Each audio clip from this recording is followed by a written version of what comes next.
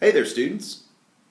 I know I spend a lot of my time here talking about the history of the United States and modern Europe, but I want to go back a few thousand years in this lecture to the Romans. Well, you might ask, why are you going to go so far back, Richie? The Romans, that was a long time ago. That stuff's not relevant anymore. Well, that's the point, that I'm going to explain to you why the Romans are still very relevant to Western civilization today. And if you are an American or even a person that lives anywhere in the world, the Romans have influenced you profoundly, and they continue to influence us in so many ways, even so long after their demise.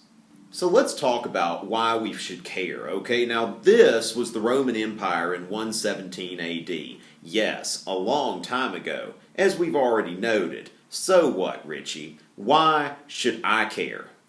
Well, the thing is that we should all care about the Romans. Now, the reason I say that we should all care is because that's an acronym. There are 7 things that I'm going to point out that we get from the Romans: alphabet, language, law, calendar, architecture, religion, and entertainment.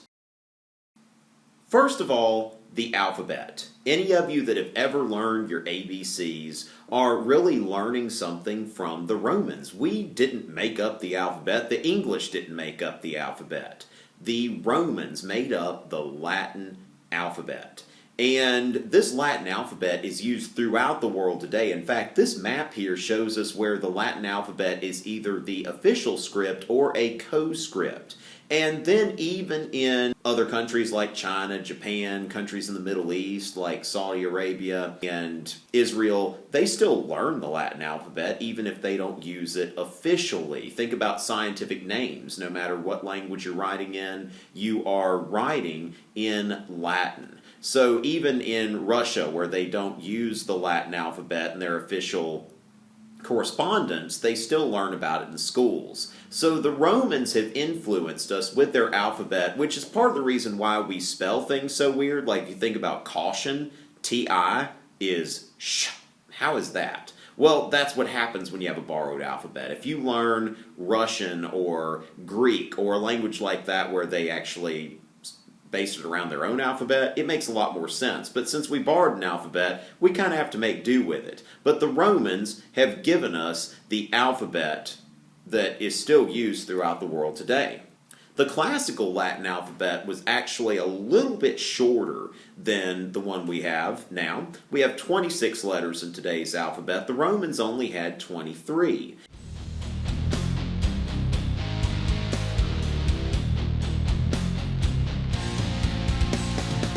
As you can see here, there is no J, there is no U, and there is no W. U's would be written as V's. Now, Indiana Jones found out about this the hard way, almost lost his life, because in Indiana Jones and the Last Crusade, he thought, well, Jehovah, the name of God, well, that starts with a J, right? Wrong. Click that clip right there if you'd like to watch it for yourself. Hopefully you've seen the movie already and you know what I'm talking about. Then we have the Latin language. Now you may say, okay, Richie, Latin's a dead language. Everyone knows that. Well, yes, strictly speaking, Latin is a dead language in the sense that nobody speaks it to each other today. I know a few Latin words, but I couldn't have a conversation with you in Latin. Unless you are in the Vatican, you probably don't use the Latin language that much in just correspondence and such. But you use the Latin language all the time. That although Latin is a dead language, it is still used. If you look here, here is a list of all kinds of English words that are derived from Latin. Just going to scroll down real quick like, it would take me a long time to go over these individually.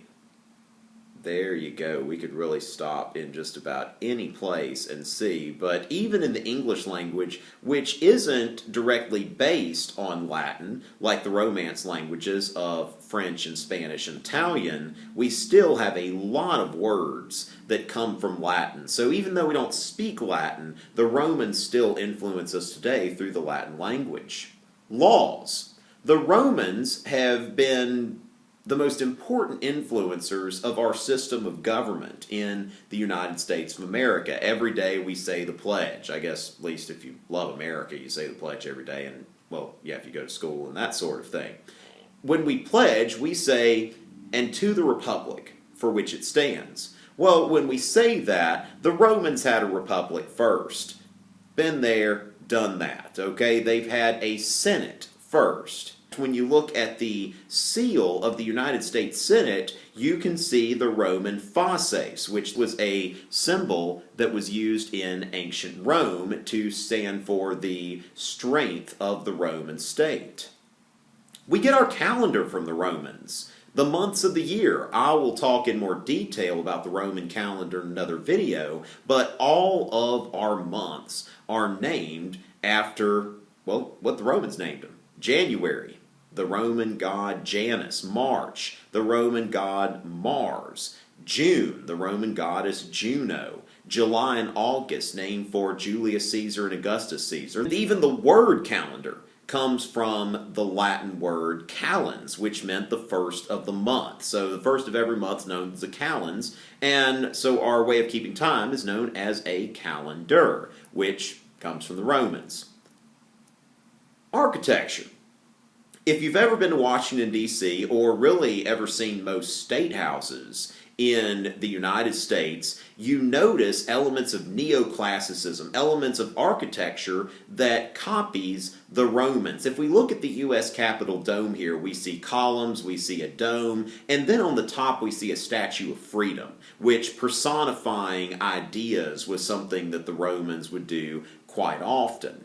We see the Supreme Court building with the Roman-looking columns, very, very classical looking. The Jefferson Memorial was intentionally designed to look like the Roman Pantheon. In fact, if you look at an internal view of the Pantheon ceiling, you see that they are very similar, except for having a single hole in the top like the Roman Pantheon. The Jefferson Memorial has several holes there to provide light.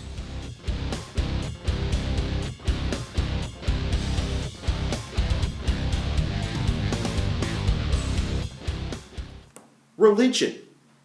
Now, a lot of times people think about Christianity as coming from the Jews. Jesus was Jewish. This certainly had elements of Hebrew religion, but Christianity spread across the Greco-Roman world. The Roman Empire gave Christianity a means to spread, and without that sort of centralized administration, without the roads and the network of communication provided by the Romans, there would have been no way for Christianity to spread as it did.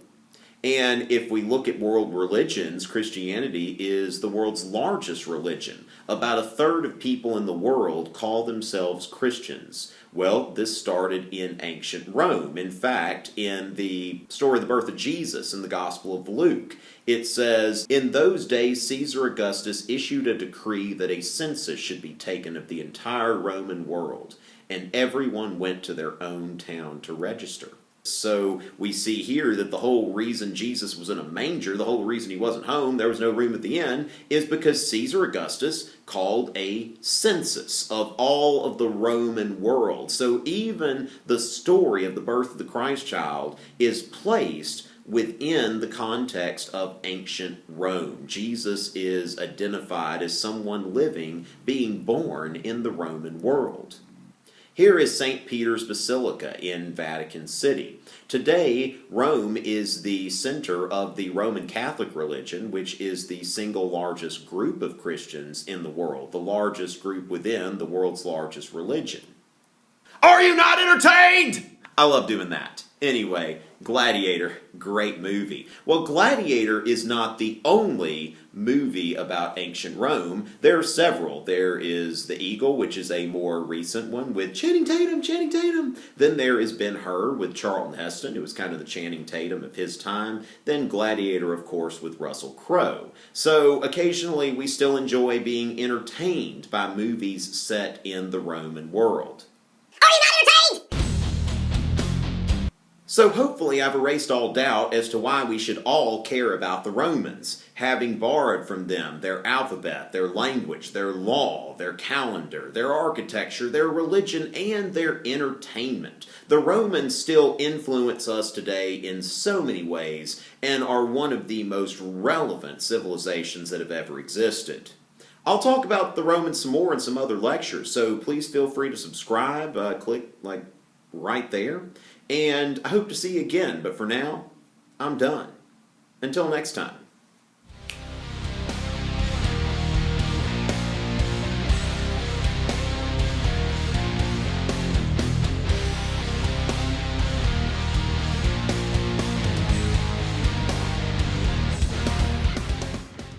Are you not entertained?